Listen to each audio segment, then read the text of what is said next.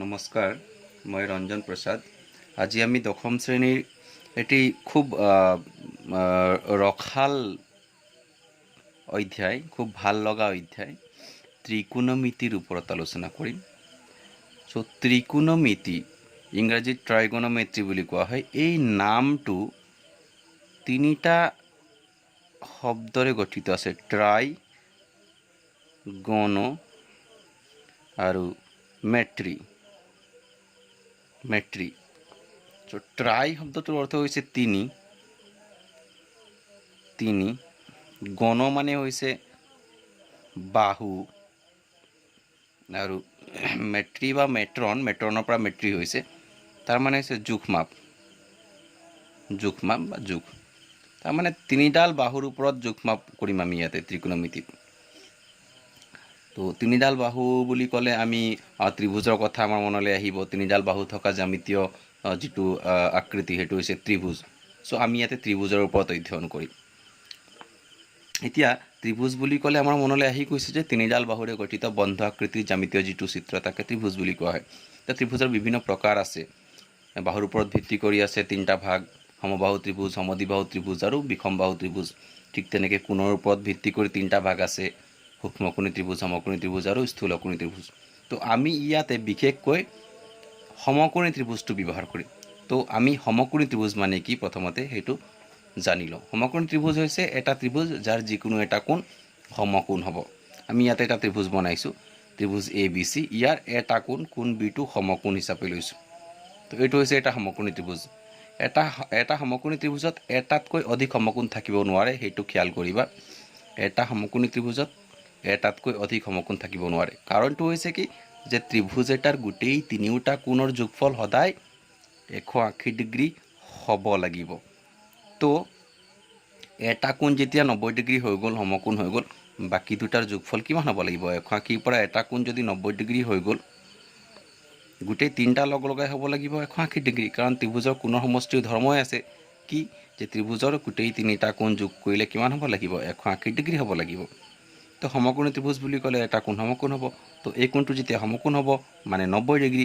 চ' গোটেই তিনিটা মিলাই 180 ডিগ্ৰী হ'ব লাগে, তাৰে ই অকলে 90 ডিগ্ৰী। তো বাকী দুটাৰ কাৰণে কিমান থাকিলে? বাকী দুটাৰ কাৰণে থাকিলে 180 পৰা 90 গ'লে 90 ডিগ্ৰী। তাৰমানে এই দুটাৰ যোগফল হ'ব লাগিব 90 ডিগ্ৰী। তো যদি এই দুইটাৰ যোগফল 90 ডিগ্ৰী হ'ব লাগে, তাৰমানে এই দুইটা কি হ'ব? 90 ডিগ্ৰীতকৈ সৰু হ'ব। দুইটা লগাইহে 90 ডিগ্ৰী হ'ব। তো ভাগে ভাগে ল'লে 90 ডিগ্ৰীতকৈ সৰু হ'ব। তাৰমানে কি যে সমকোণী ত্ৰিভুজত এটা সমকোণ থাকে আৰু বাকী দুটা কি হয়? সূক্ষ্মকোণ হয়। ঠিক আছে, এতিয়া সূক্ষ্মকোণ সমকোণ মানে কি আমি অকণমান চাই লওঁ। সূক্ষ্মকোণ মানে 0 ডিগ্ৰীতকৈ ডাঙৰ, গ্ৰেটাৰ দেন 0 ডিগ্ৰী। সূক্ষ্মকোণবিলাক কি হয়? সূক্ষ্মকোণবিলাক 0 ডিগ্ৰীতকৈ ডাঙৰ হয় আৰু 90 ডিগ্ৰীতকৈ সৰু হয়। তাৰপিছত সমকোণ কি হয়? সমকোণৰ মাপ কিমান হয়? 90 ডিগ্ৰীৰ সমান হয়। সমকোণ সমান 90 ডিগ্ৰী।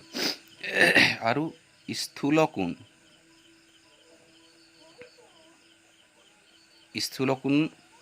90 ডিগ্ৰীতকৈ ডাঙৰ হয় আৰু 180 ডিগ্ৰীতকৈ সৰু হয়। আৰু 180 ডিগ্ৰীৰ সমান হ'লে আমি সৰল কোণ বুলি ক'ম। সৰল কোণ 180 ডিগ্ৰী। ঠিক আছে, এতিয়া আমি আহিছোঁ যে সমকোণী ত্ৰিভুজৰ ওপৰত আমি ইয়াতে অধ্যয়ন কৰিম। তো পোনপ্ৰথমতে সমকোণী ত্ৰিভুজ এটা লৈছোঁ আমি ইয়াতে। এই ত্ৰিভুজ ABC দেখিছোঁ। সমকোণী ত্ৰিভুজৰ তিনিওডাল বাহুক আমি নামাকৰণ কৰিব পাৰোঁ। যে বাহু তিনিডালৰ এডালক আমি লম্ব বুলি কওঁ, এডালক ভূমি বুলি কওঁ, এডালক অতিভুজ বুলি কওঁ। তো প্ৰথমতে আমি চাম যে এটা সমকোণী ত্ৰিভুজৰ বাহু তিনিডালৰ নামাকৰণ কেনেকৈ কৰা হয়। সাধাৰণতে জ্যামিতিত আমি শিকি আহিছোঁ যে সমকোণী ত্ৰিভুজটোৰ যিডাল দীৰ্ঘতম বাহু, ইয়াত AC, তো দীৰ্ঘতম বাহুটোক কি বুলি কোৱা হয়? অতিভুজ বা কৰ্ণ বুলি কোৱা হয়। আৰু যিডাল সাধাৰণতে তলত থাকে সেইডালক ভূমি বুলি কোৱা হয়, বেছ বুলি কোৱা হয়। আৰু যিডাল থিয় হৈ থাকে এনেকৈ সেইডালক লম্ব বুলি কোৱা হয়। তো ইয়াত কিন্তু অলপ বেলেগ কনচেপ্টটো, ধাৰণাটো অলপ বেলেগ। যে ইয়াত কি হ'ব যে আমি সমকোণী ত্ৰিভুজ এটা ইয়াত আকৌ বনাইছোঁ, ত্ৰিভুজ ABC, কোণ বি সমকোণ। সমকোণী ত্ৰিভুজ এটাৰ বাহুবিলাকৰ নামাকৰণ কৰিবলৈ যাওঁতে আমি ইয়াত কিন্তু প্ৰথমতে এই যি দুটা সূক্ষ্মকোণ আছে A আৰু C, সেই দুটাৰ যিকোনো এটা সূক্ষ্মকোণ বাছি ল'ম। ধৰা হওক আমি কোন চিটো বাছি লৈছোঁ এতিয়া কোন চিৰ সাপেক্ষে আমি বাহুবিলাকৰ নামাকৰণ কৰিম ধৰি লৈছোঁ কোন চিটো থিতা বুলি এতিয়া থিতা মানে কিনো থিতাটো আমি নতুনকৈ পাইছোঁ তো ভয় খাব নালাগে থিতা হৈছে এটা গ্ৰীক আখৰ আৰু ইয়াক আমি কেৱল মাত্ৰ এটা চলক হিচাপে ব্যৱহাৰ কৰিম তাৰমানে যেনেকৈ আমি এক্স ৱাই ব্যৱহাৰ কৰোঁ বোলে বৰ্তমান বোলে আমি কিবা সমস্যা সমাধান কৰিবলৈ যাওঁতে কেতিয়াবা ধৰি লওঁ যে ধৰা হওক দেউতাকৰ বৰ্তমান বয়স সমান এক্স বছৰ তো তাতে এক্স আমি এটা মানে চলক হিচাপে লৈছোঁ ঠিক তেনেকৈ এই কোণটো কিমান ডিগ্ৰী নাজানো যে আমি ধৰি লৈছোঁ থিতা ডিগ্ৰী বুলি বাছ বেলেগ আৰু ব্যৱহাৰ নাই তো থিতাক আমি কেৱল মাত্ৰ নজনা কোণ এটা মানে মাপটো বুজাবৰ কাৰণে চলক হিচাপে ব্যৱহাৰ কৰিম বেলেগ একো নাই তো ভয় খাব নালাগে থিতা হৈছে গ্ৰীক আখৰ থিতা বুলি পঢ়ে ইয়াক থিতা থিতা থিতা ঠিক আছে তো এতিয়া কেনেকৈ নামাকৰণ কৰে যে প্ৰথমতে সমকোণটোৰ বিপৰীতে থকা বাহুডালক অতিভুজ বা কৰ্ণ বুলি কোৱা হয় কৰ্ণ বা অতিভুজ বুলি কোৱা হয় ইংৰাজীত হাইপৰটেনাছ বুলি কোৱা হয় হাইপৰটেনাছ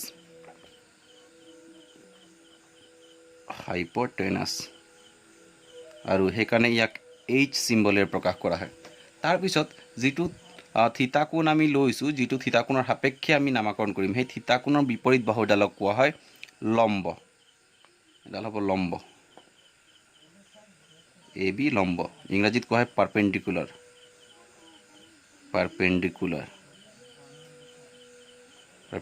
আৰু ইয়াক পি চিহ্নটোৰে প্ৰকাশ কৰা হয় আৰু যিটো ৰিমেইনিং মানে ছাইড থাকি যোৱা তৃতীয় যিডাল বাহু তাক কোৱা হয় ভূমি ইংৰাজীত বেছ বুলি কোৱা হয় বেছ আৰু ইয়াক বি চিহ্নটোৰে প্ৰকাশ কৰা হয় ঠিক আছে তো ইয়াতে চাবা যে যদি ত্ৰিভুজটোৰ কোন চিটো নলৈ যদি কোন এৰ সাপেক্ষে আমি নামাকৰণ কৰোঁ তেতিয়া কি হ'ব বাহুবিলাকৰ নামবোৰ কি হ'ব তেতিয়া কি হ'ব চাবা সমকোণৰ বিপৰীতে থকা বাহু এ চি হ'ব হাইপৰটেনাছ অতিভুজ এইচ থিতা কোণৰ বিপৰীতে থকা বাহুডাল হ'ব লম্ব পাৰপেণ্ডিকুলাৰ পি আৰু থাকি যোৱাডাল হ'ব ভূমি বেছ বি তো কি দেখিলোঁ যে আমি জ্যামিতিত সাধাৰণতে তলত থকাডালকে ভূমি বুলি কওঁ কিন্তু ত্ৰিকোণমিতিত তলত থকাডালেই যে সদায় ভূমি হ'ব তেনেকুৱা কোনো কথা নাই যদি আমি কোণটো ইয়াৰ পৰা ইয়ালৈ ট্ৰান্সফাৰ কৰি দিওঁ তাৰমানে এই কোণটোৰ সাপেক্ষে যদি আমি নামাকৰণ নকৰি যদি এই কোণটোৰ সাপেক্ষে আমি নামাকৰণ কৰোঁ তেতিয়া কিন্তু ভূমি এইটোহে হ'ব এ বি ভূমি হ'ব আৰু বি চি কি হ'ব লম্ব হ'ব ঠিক আছে তো আমি নামাকৰণ কেনেকৈ কৰে বাহুবিলাকৰ শিকিলোঁ সমকোণী ত্ৰিভুজ এটাৰ বাহুবিলাকৰ নামাকৰণৰ বিষয়ে শিকিলোঁ ঠিক আছে তো সমকোণী ত্ৰিভুজ এটাৰ বাহুবিলাকক কি বুলি কয় এটাক কয় পি মানে লম্ব পাৰপেণ্ডিকুলাৰ এটাক কয় বি মানে বেছ তাৰমানে ভূমি আৰু এটাক কয় হাইপৰটেনাছ এইচ মানে তাৰমানে কৰ্ণ বা অতিভুজ ঠিক আছে এতিয়া আমি এই পি বি এইচ লম্বভূমি আৰু অতিভুজৰ অনুপাতৰ ওপৰত ইয়াতে অধ্যয়ন কৰিম তো অনুপাতবিলাক মানে কেনেকুৱা হ'ব পি বি আৰু এইচ যদি আমি এই তিনিডাল বাহুলৈ যদি অনুপাত বনাওঁ অনুপাত মানে কি এটা ভগ্নাংশ ধৰি লোৱা 3/4 এইটো এটা ভগ্নাংশ অনুপাত বুলি ক'লে আমাৰ মনলৈ এনেকুৱা এটা মানে টাৰ্ম আহে মনলৈ বোলে 3/4 4/5 এনেকুৱা তো এইবোৰ কি হয় এটা ভগ্নাংশ হয়তো সাধাৰণতে একদম চিম্পলি অনুপাত মানে হৈছে এটা ভগ্নাংশ ইয়াক আমি যদি অনুপাত হিচাপে লিখোঁ ভগ্নাংশটো কেনেকৈ লিখিম 3:4 4/5টোক 4:5 এনেকৈ লিখিব পাৰিম এনেকৈ তো আমি এতিয়া এই পি বি এইচ লম্বভূমি আৰু অতিভুজ এই তিনিডাল বাহু যে পাইছোঁ সেই বাহু তিনিডালৰ পৰা যদি এনেকুৱাকৈ আমি অনুপাত বনাবলৈ যাওঁ কি অনুপাত পাব পাৰোঁ চ' আমি পাব পৰা মানে সম্ভৱপৰ অনুপাত মুঠতে 6টা ওলাব আৰু সেই অনুপাতবিলাক হৈছে আমি যদি পি আৰু এইচ লওঁ পি আৰু এইচ ল'লে এটা হ'ব কি P/H এটা হ'ব উল্টাটো ইয়াৰ তাৰমানে ইয়াৰ অনন্যকটো প্ৰতিক্ৰমটো H/P আমি যদি বি আৰু এইচ লওঁ ইয়াৰ পৰা দুটা ওলাব এটা B/H আৰু এটা ইয়াৰ অনন্যক H/B আৰু যদি পি আৰু বি লওঁ তেতিয়াহ'লে এই যোৰটোৰ পৰা আমি দুটা অনুপাত পাম এটা হৈছে P/B আৰু এটা হৈছে B/P চ' 1 2 3 4 5 6 মুঠতে এই 6টা অনুপাতৰ ওপৰত আমি অধ্যয়ন কৰিম ঠিক আছে এতিয়া এই অনুপাত 6টাক আমি একোটা মানে বেলেগ নাম দিম, যিটো নামত মানে এই থিতা কোণটো জড়িত হৈ থাকিব, এই থিতা কোণটো জড়িত হৈ থাকিব। চ' থিতা কোণটোৰ লগত জড়িত কৰি যেতিয়া আমি এই অনুপাতবিলাকক নামাকৰণ কৰিম, তেতিয়া সেই নামবিলাকক আমি ত্ৰিকোণমিতীয় অনুপাত বুলি ক'ম। এতিয়া আমি চাওঁ যে সেইবোৰনো কি, সেই নামবিলাক আমি নতুনকৈ শিকিম। তো এই যে P/H যিটো, এই অনুপাতটোক SIN থিতা, চাইন থিতা বুলি কোৱা হয়। তাৰমানে থিতা কোণৰ চাইনৰ অনুপাত, থিতা কোণৰ চাইনৰ অনুপাত। এই থিতা কোণটোৰ যিটো থিতা কোণৰ সাপেক্ষে আমি ইয়াতে এই PH বা B পাইছোঁ, সেই থিতা কোণটোৰ কাৰণে চাইনৰ অনুপাত বুলি কয়, চাইন থিতা বুলি পঢ়ে। চাইন থিতা ইকুৱেলছ P/H। তাৰপিছত B/H এই অনুপাতটোক কোৱা হয় কছ থিতা, COS থিতা, কছ থিতা। ঠিক তেনেকৈ P/B এই অনুপাতটোক কোৱা হয় টেন থিতা, TAN থিতা, টেন থিতা। চ' চাইন থিতা equals P/H, cos theta equals B/H আৰু টেন থিতা ইকুৱেলছ P/B। প্ৰথমতে আমি এই তিনিটা মনত ৰাখিব লাগিব। তো খুব টান নহয় মনত ৰাখিবলৈ, আমি অলপ ভালকৈ যদি মন দি চাওঁ তো মনত থাকি যায়। আৰু কেতিয়াবা আমি মনত ৰাখিবলৈ এই বাক্য তিনিটা এনেকৈ ব্যৱহাৰ কৰোঁ, বোলে চাম পিপুল হেভ। তাৰমানে এই বাক্যশাৰী যেতিয়া মনত থাকে, তো চামৰ পৰা আহিব চাইন, পিপুলৰ পৰা আহিব পি, আৰু হেভৰ পৰা আহিব H। চ' চাইন থিতা ইকুৱেলছ P/H, এনেকৈ মানে চাইন থিতা ইকুৱেলছ P/H। তাৰপিছতে curly brown hair, curly brown hair, এই বাক্যশাৰী যেতিয়া আমি মনত ৰাখোঁ, কাৰ্লি ব্ৰাউন হেয়াৰ, এই বাক্যশাৰী মনত ৰাখিলে ইয়াৰ পৰা এইটো আহে। তাৰমানে কাৰ্লিৰ পৰা চিটো আহিব যে কছ থিতা ইকুৱেলছ B/H, কছ থিতা ইকুৱেলছ B/H। ঠিক তেনেকৈ আৰু এষাৰি বাক্য আছে যে টাৰ্ণ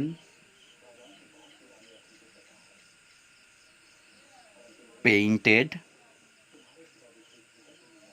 ব্লেক। চ' এই বাক্যশাৰী যেতিয়া মনত থাকে টাৰ্ণ পেইণ্টেড ব্লেক, তো তাৰ পৰা টেন থিতা ইকুৱেলছ P/B মনলৈ আহি যায়।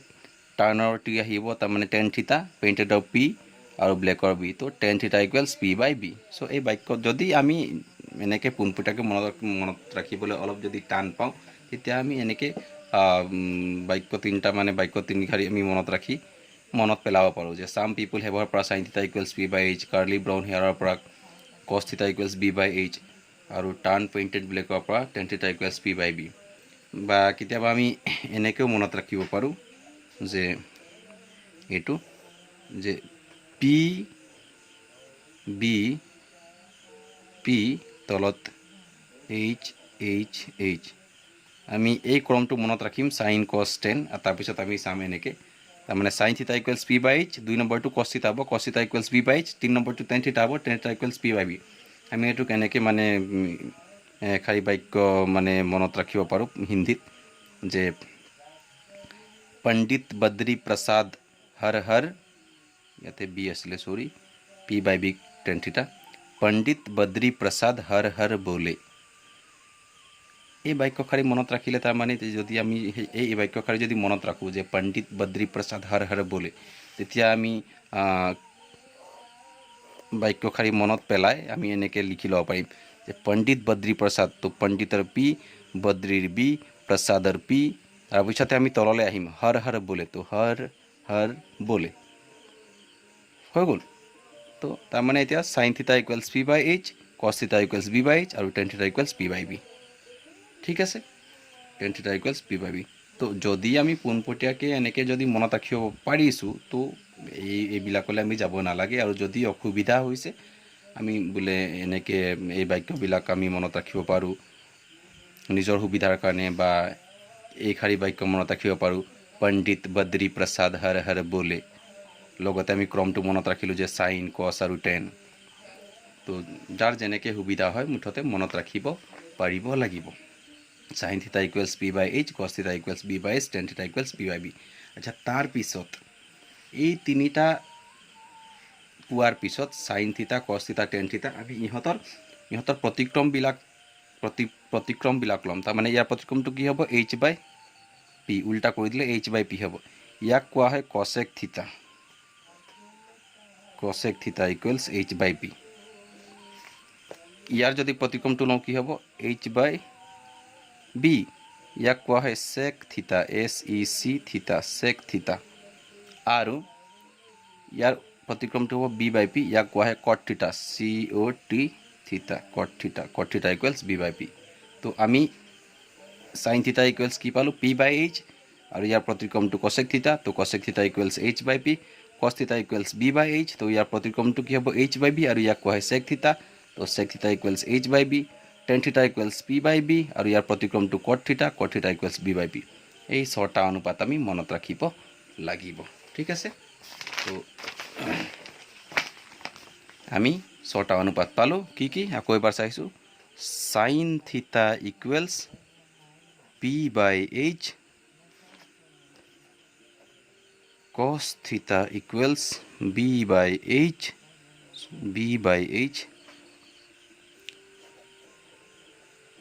tan theta equals p/b।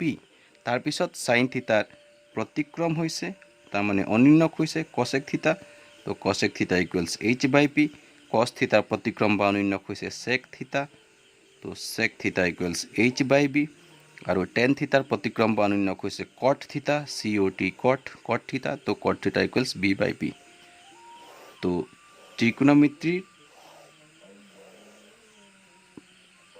প্ৰথম টপিকটোৱে হৈছে এইটো যে আমি অনুপাতবিলাক চিনি পাব লাগিব। এই সাইন থিতা, কচ থিতা, টেন থিতা, কচেক থিতা, চেক থিতা, কট থিতা, এই ছটা অনুপাতক আমি ত্ৰিকোণমিতীয় অনুপাত বুলি ক'ম, আৰু এই ছটা অনুপাতৰ ওপৰতে আমি ত্ৰিকোণমিতিত অধ্যয়ন কৰিম। ঠিক আছে, তো এই ভিডিঅ'টোত ইমানে। আমি পৰৱৰ্তী যিবিলাক টপিক আছে আমাৰ নেক্সট ভিডিঅ'বিলাকত আলোচনা কৰিম। ধন্যবাদ।